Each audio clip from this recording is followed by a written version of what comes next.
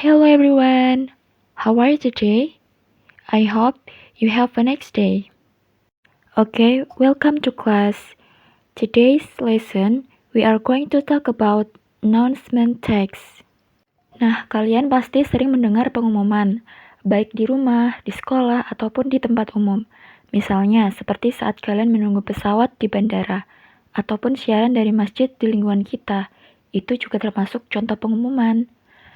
Selain mendengar, kalian pasti juga sering membaca pengumuman tentang lomba di sekolah, pemilihan ketua OSIS, atau lowongan pekerjaan. Nah, that sounds the examples of announcement text. Jadi, announcement text itu commonly heard by us or read by us. Pengumuman itu bisa kita dengar ataupun bisa kita baca. Then, what is announcement text? Apa itu teks pengumuman? Announcement is something spoken, written, or printed to give information and let people know what has happened or what will happen. Ya, jadi pengumuman adalah untuk memberikan informasi kepada orang-orang tentang sesuatu yang telah terjadi ataupun sesuatu yang akan terjadi. Well, now you know the social function of announcement text. Social function of announcement text is to inform the readers or listeners about an event. Fungsi sosial dari pengumuman adalah untuk menginformasikan pada pembaca maupun pendengar mengenai suatu peristiwa. Okay, now let's go to the generic structure. Pengumuman memiliki struktur umum seperti head or title, yaitu judul atau tentang apa pengumuman tersebut, kemudian body, berisi main information atau informasi inti seperti tanggal, tempat, nama kegiatan, dan lain-lain.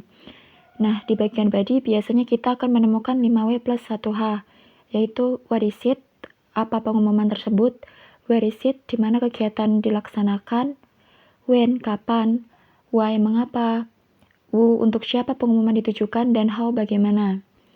Kemudian, closing, biasanya berisi more information atau informasi lebih lanjut dan juga kontak person, orang yang bisa dihubungi lebih lanjut. Kemudian writer, berisi tentang institusi atau pembuat pengumuman.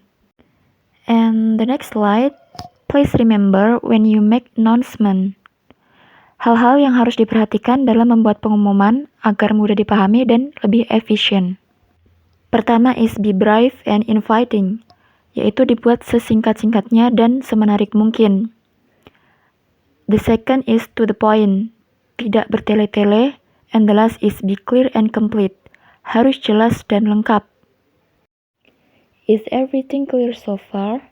If you still not clear, please see the example on the next slide. Okay, look at the example. Berikut adalah contoh pengumuman sederhana di sekolah. School trip to Golden Sand Beach merupakan head or title dari sebuah pengumuman. Kemudian yang di garis kuning, kotak kuning adalah body. Terdapat main information. Kemudian closing yaitu contact person dari Mary and Zaskia, and the last is writer, si pembuat pengumuman, chairman atau ketua ataupun kepala sekolah. Okay guys, this is material for today. Thank you for your attention and see you.